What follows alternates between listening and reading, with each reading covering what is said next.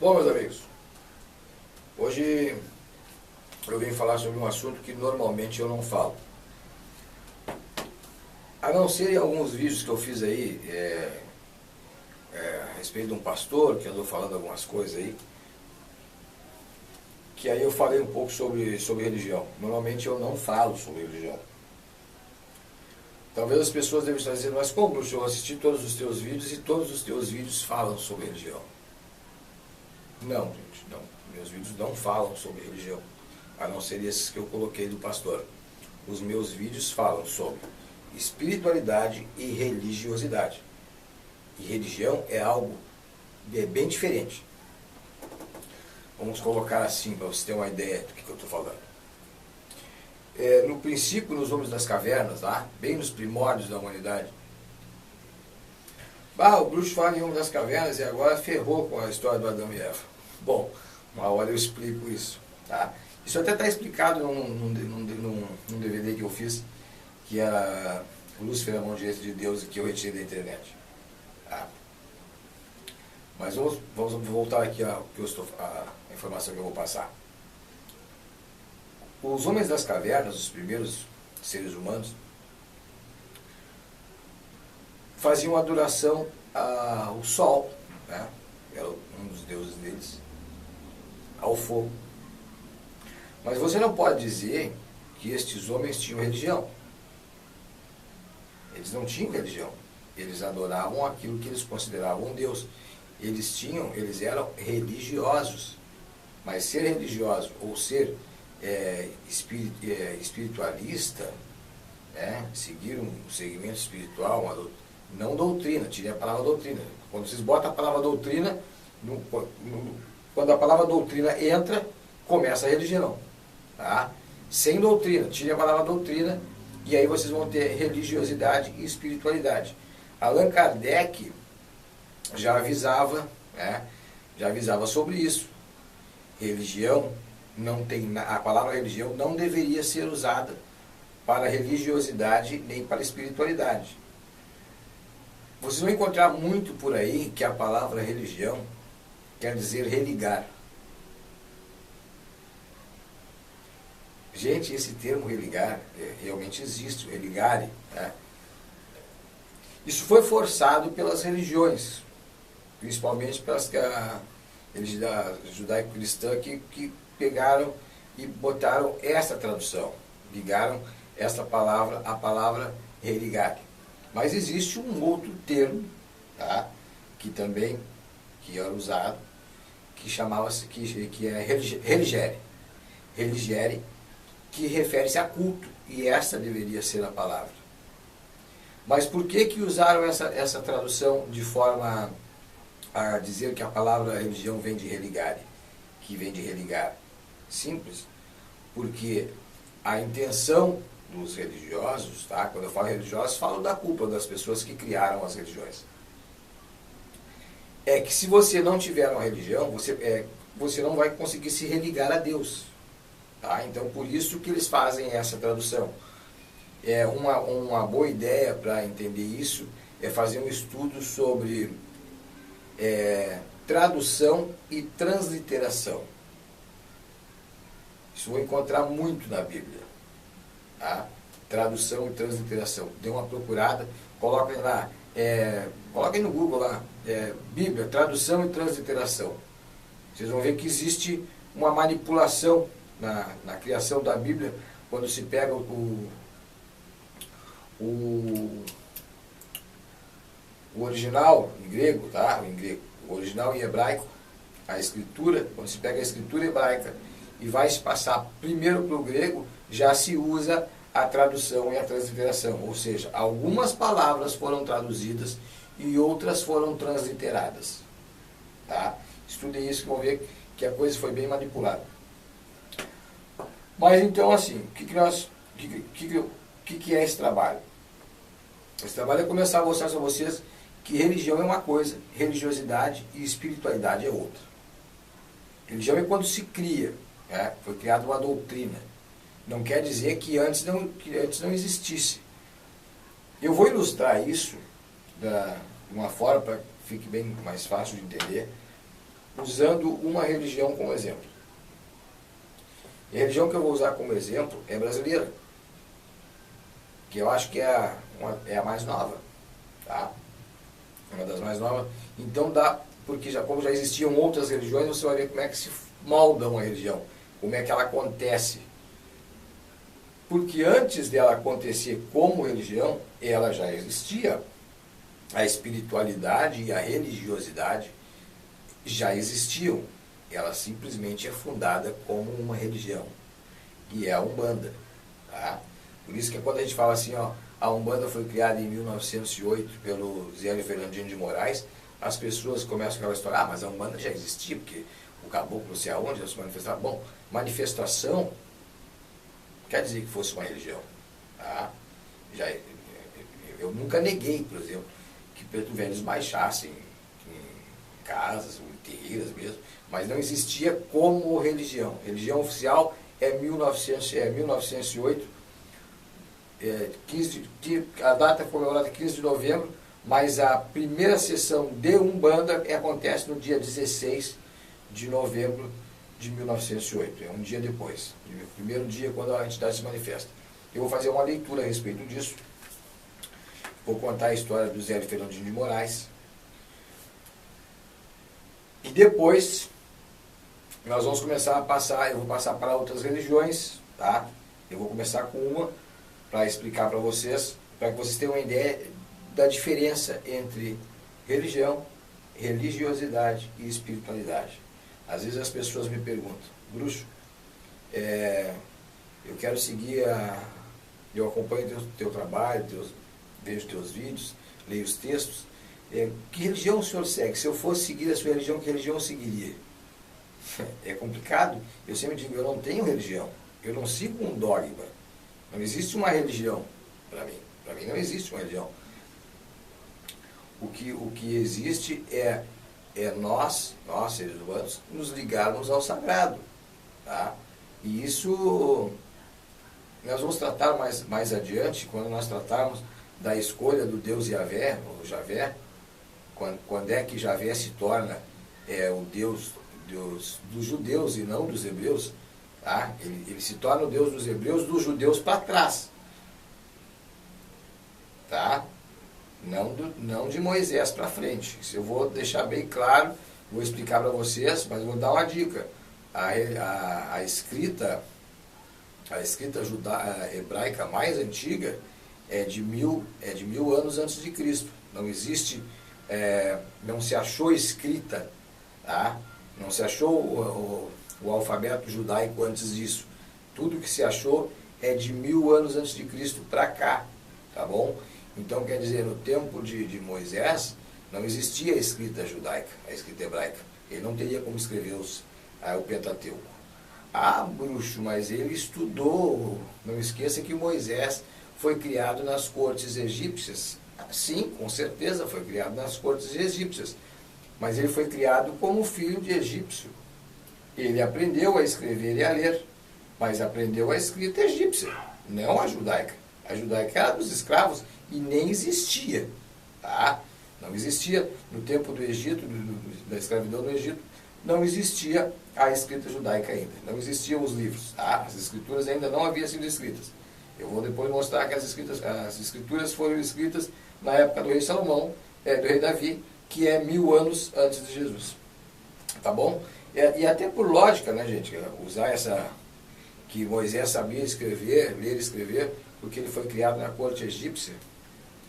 É a mesma coisa que você ir ao Oriente e adotar uma criança lá, um bebê lá, e trazer para o Brasil. Você vai ensinar qual idioma para ele? O mandarim? Não, ele vai viver aqui no Brasil, você vai ensinar o português para ele. A dialética toda que vai ser passada para ele é do português, não é ensinar mandarim para ele. Tá? E Moisés foi criado como egípcio. Ele nem tinha noção que era hebreu. Então foi passado para ele a escrita e toda a dialética é egípcia, não judaica, não hebraica. Bom, mas eu vou fazer essa leitura para vocês da Umbanda, inclusive eu vou trazer para vocês a conversa do do Caboclo das Sete Encruzilhadas, né?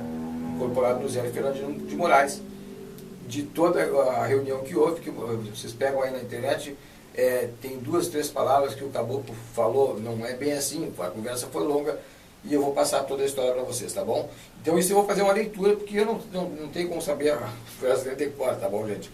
Então eu tenho aqui, ó, vou mostrar para vocês algumas das coisas que eu tenho, tá? Todos os fundamentos que eu tenho, que eu guardo, que eu vou juntando com o tempo, de trabalhos, de estudos, é tudo colocado em pastas assim, ó. Aqui tem 3 delas que eu estou estudando. Ó. Tudo a gente busca, eu vou escrevendo os textos e algumas coisas, alguns documentos que eu vou juntando com o tempo e vou colocando aqui, tá? Cada um desses aqui tem em torno de 100, 150 páginas e já são 8 ou 9 desses aqui. Tá? Mas eu deixo o meu legado, sempre digo, o pessoal diz, mas quando tu for, Bruxo, quem é que vai ficar com esse conhecimento? Bom, vai ficar em pendrives, tudo guardado, e já tem algumas pessoas que vão receber esses pendrives com todo esse pseudo conhecimento, porque ninguém conhece tudo, né, gente? É só um estudo. Tá bom? Mas então eu vou fazer a leitura para vocês, enquanto vocês veem essas imagens aí, tá? Então eu vou começar aqui.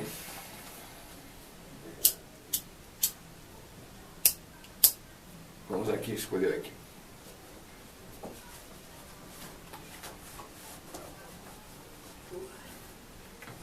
Tá bom, gente? Então, vou começar aqui.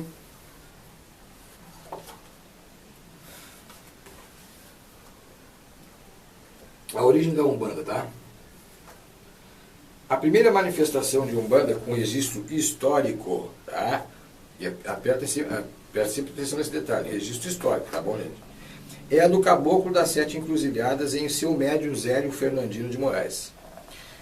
No dia 15 de novembro de 1908, assim como a tenda Nossa Senhora da Piedade, fundada por Zélio, é o primeiro templo de Umbanda registrado no Brasil. Primeiro registrado, gente, tá? Prestem bem atenção nesses detalhes. Por isso, os fatos que ali aconteceram são de fundamental importância a todos nós, como fatos que marcam profundamente o nascimento da Umbanda no plano material. Entendeu? No plano material. Zélio Fernandino de Moraes nasceu em 10 de abril de 1891, no distrito de Neves, município de São Gonçalo, Rio de Janeiro. Filho de Joaquim Fernandino Costa, um oficial de marinha, e Leonor Moraes. Em 1908, aos 17 anos, Zélio havia concluído o curso de propedeuto, que é o famoso ensino médio, e preparava-se para ingressar na escola naval, e a exemplo de seu pai. Foi quando fatos estranhos começaram a acontecer na sua vida. Alguns momentos Zélio era visto falando em tom manso e com postura de um velho, em sotaque diferente da sua região, dizendo coisas aparentemente desconexas, chamando a atenção da família. Preocupada com a situação mental do menino, que se preparava para seguir carreira militar, tornando a manifestação cada vez mais frequente. Assim, Zélio foi encaminhado ao seu tio, Dr. Epaminondas de Moraes, médico psiquiatra e diretor do hospício de Vargem Grande. Após vários dias de observação, sem encontrar sintomas em nenhuma literatura médica, sugeriu à família que o encaminhasse a um padre que fosse feito um ritual de exorcismo, pois desconfiava que o sobrinho estava endemoniado. Veja, naquela época já diziam que os coitados que trabalhavam com Umbanda, ele estava com um demônio no corpo. Então foi chamado um outro parente, um outro tio do Zélio, que era padre. Tá? Veja que a formação da família do Zélio era toda católica. O tio do Zélio, que era padre católico, realizou o dito exorcismo para livrá-lo da possível presença do demônio e saná-lo dos ataques, sem resolver o problema. Não conseguiu de jeito nenhum tirar o dito tinhoso do corpo do Zélio. Algum tempo depois, Zélio foi tomado por uma paralisia parcial, cuja origem os médicos não conseguiam entender de modo algum. A origem, não sabiam de onde é que aconteceu aquela paralisia no Zélio. Passou-se lá algum tempo, e um belo dia, o Zélio levantou-se do seu leito e disse: amanhã estarei curado. E no dia seguinte começou a andar como se nada tivesse acontecido. Nenhum médico na época soube explicar como se deu a recuperação. Sua mãe, Dona Leonor de Moraes, levou Zélio a uma curandeira chamada Dona Cândida. Prestem atenção aqui, ó, vou ler de novo. Sua mãe, Leonora Moraes, levou Zélio a uma curandeira chamada Dona Cândida, figura conhecida na região onde morava, e incorporava o espírito de um preto velho, chamado tio Antônio. Tá, gente? Então, assim, ó, já existia manifestações nesta época. Muito antes já existiam manifestações, né? Mas estou só frisando aqui nesta época, porque assim, as pessoas dizem que mas a Umbanda já existia, já tinha preto velho, e aí uns ficam discutindo que não tinha. Tinha, tá? Tinha, existiam manifestações, mas não existia uma religião específica para estes espíritos. É isso que é a fundação da Umbanda. Tio Antônio, o preto velho, recebeu o rapaz e, fazendo suas rezas, lhe disse que possuía o fenômeno da mediunidade e deveria trabalhar com a caridade. Um amigo sugeriu encaminhá-lo à recém-fundada Federação Espírita de Niterói, município vizinho a São Gonçalo, onde residia a família de Moraes. A federação era então presidida pelo senhor José de Souza, chefe de um departamento de marinha. Zélio Fernandino de Moraes então foi conduzido a essa federação em 15 de novembro de 1908. Na presença do senhor José de Souza, foi convidado a sentar-se à mesa. Logo em seguida, levantou-se, contrariando as normas do culto estabelecidas pela instituição, afirmando que ali faltava uma flor. Foi até o jardim, apanhou uma rosa branca e colocou no centro da mesa onde se realizavam os trabalhos. Tendo-se iniciado com uma estranha confusão no local, ele incorporou um espírito. E muitos dos diversos médios que estavam ali presentes também apresentaram incorporações de caboclos e de pretos velhos. Tá? Não era só o Zélio que manifestou um caboclo ou um preto velho ali. Tá? Os médios que estavam ali também incorporaram com essas entidades. Verificou-se a presença de um espírito manifestado através de Zélio e passou a conversar. E agora, gente, eu vou fazer a leitura do diálogo. Quando eu leio espírito, tá? Quando eu falar em espírito, é o espírito que está incorporado no Zélio de Moraes. E o seu José, quando eu falar no senhor José, é o presidente da Federação Espírita que presidia a mesa nesse dia de trabalhos na casa espírita. O espírito. Por que repelem a presença dos citados espíritos se nem sequer se dignaram a ouvir sua mensagem? Seria por causa das suas origens sociais e de cor? Responde o senhor José. Por que o irmão fala nesses termos, pretendendo que a direção aceite a manifestação de espíritos que, pelo grau de cultura que tiveram quando encarnados, são claramente atrasados? Espírito. Se julgam atrasados os espíritos de pretos e índios, devo dizer que amanhã estarei na casa deste aparelho para dar início a um culto em que esses pretos e índios poderão dar sua mensagem e assim cumprir a missão que o plano espiritual lhes confiou. Será uma religião que falará aos humildes, simbolizando a igualdade que deve existir entre todos os irmãos encarnados e desencarnados. Então o senhor José continua. Quem é você que ocupa o corpo deste jovem? O espírito disse: Eu sou apenas um caboclo brasileiro. O senhor José fala de novo. Você se identifica como caboclo, mas vejo em você restos de vestes clericais. Prestem atenção, em outros vídeos eu já falei a respeito de quem era esse caboclo. Tá, mas o caboclo mesmo revela. Não é nenhum segredo. O espírito. O que você vê em mim são restos de uma existência anterior. Fui padre. Meu nome é Gabriel Malagrida. acusado de bruxaria. Fui sacrificado na fogueira da Inquisição por ter previsto o terremoto que destruiu Lisboa em 1755. Mas em minha última existência física, Deus me concedeu o privilégio de nascer um caboclo brasileiro. Senhor José. E qual o seu nome? Bom, se é preciso que eu tenha um nome, digam que eu sou o caboclo das 7 encruzilhadas, pois para mim não existirão caminhos fechados. Venho trazer a Umbanda, uma religião que harmonizará as famílias e que há de perdurar até o final dos séculos.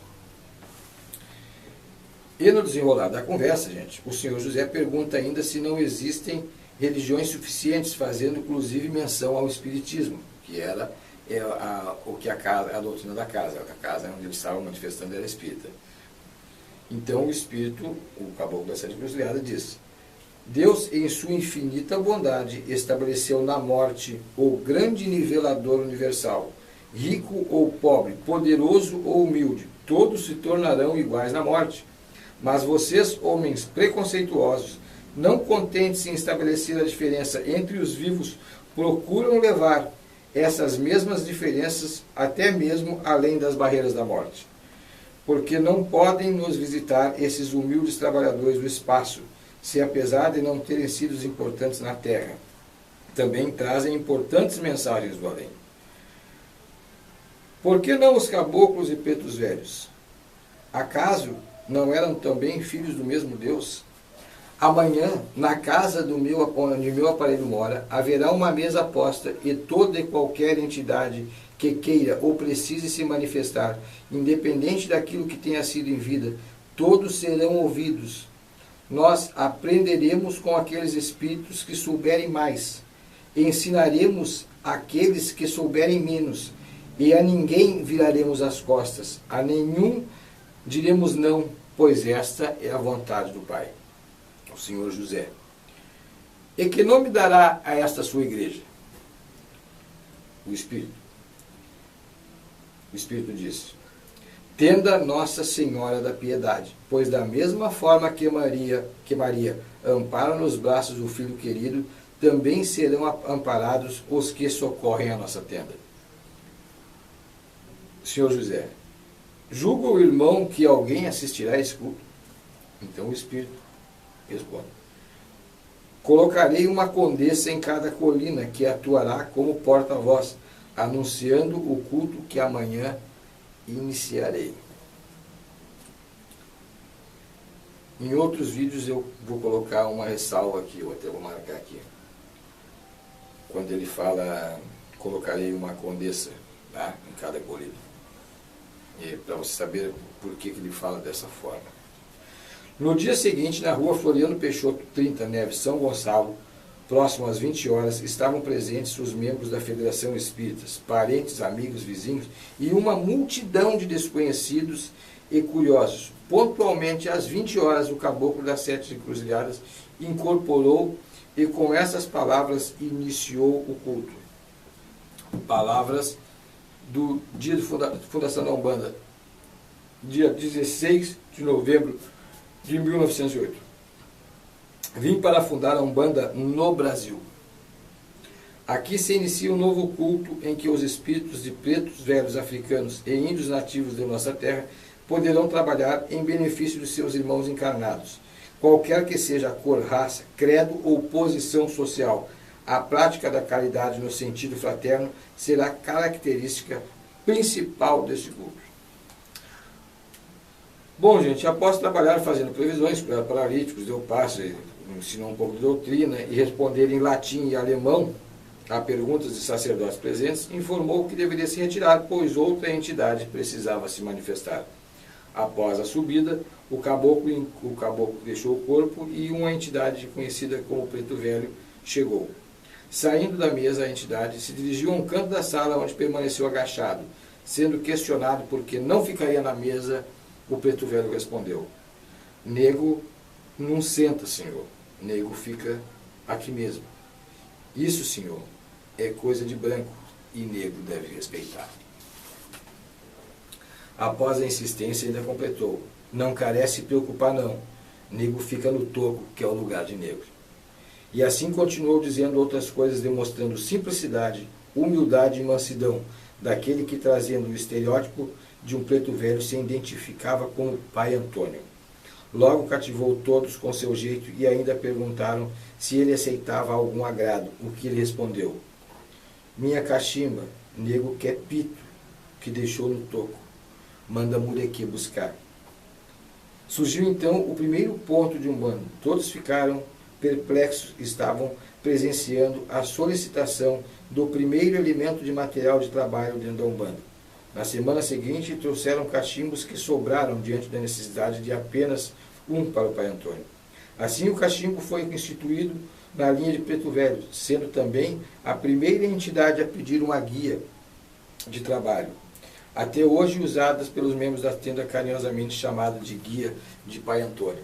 Então, gente, para vocês saibam, a guia de Preto Velho, que a gente chama de Preto Velho, deveria ser chamado de guia de pai Antônio. Então, a religião mudou muito, tá? Isso aqui a fundação é bem espiritualidade, é bem religiosidade. Depois é que como se forma a religião mesmo, é que começam algumas mudanças. Tá, mas eu vou continuar aqui. Ó. O pai Zélio frequentemente era abordado por pessoas que queriam saber como ele aceitava tudo que vinha, como é o pai de Zélio, tá? Não é o Zélio, o pai do Zélio, era frequentemente abordado por pessoas que queriam saber como ele aceitava tudo isso que vinha acontecendo em sua residência. Sua resposta era sempre a mesma. Em tom de brincadeira, respondia que preferia o filho sendo um médium do que um louco. No outro dia formou-se uma verdadeira romaria na casa da família Moraes. Cegos, paralíticos, médios, que eram dados como loucos, tudo foram curados. Após algum tempo, manifestou-se o espírito de nome de Malé, responsável por desmanchar trabalhos de magia. Tá? Malé é um Exu. Tá? Primeiro Exu em manifestação oficial. Tá? É o Malé. Depois de 10 anos depois, isso em 1918, o Caboclo das Sete Encruzilhadas recebeu ordem do astral e fundou 7 tendas para a propagação da Umbanda, sendo elas as seguintes: Tenda Espírita Nossa Senhora da Guia, Tenda Espírita Nossa Senhora da Conceição, Tenda Espírita Nossa Senhora de Santa Bárbara, Tenda Espírita São Pedro, Tenda Espírita Oxalá, Tenda Espírita São Jorge e Tenda Espírita São Jerônimo. As 7 linhas que foram ditadas para a formação da Umbanda utilizavam a Tenda Espírita Nossa Senhora da Piedade. Até hoje foram Oxalá, Iemanjá, Ogum, Iansã, Xangô, Oxóssi e Exu. Foi um trabalho árduo e incessante para o esclarecimento, difusão e sedimentação da religião. A Umbanda, enquanto Zélio esteve encarnado, foram fundadas mais de 10.000 tendas. Zélio nunca usou como profissão a mediunidade. Sempre trabalhou para sustentar sua família e muitas vezes manter os templos que o caboclo fundou, além das pessoas que se hospedavam em sua casa para tratamentos espirituais, que, segundo dizem, parecia mais um albergue. Nunca aceitou ajuda monetária de ninguém. Era dado ordem do seu guia-chefe, apesar de inúmeras vezes ter sido oferecido.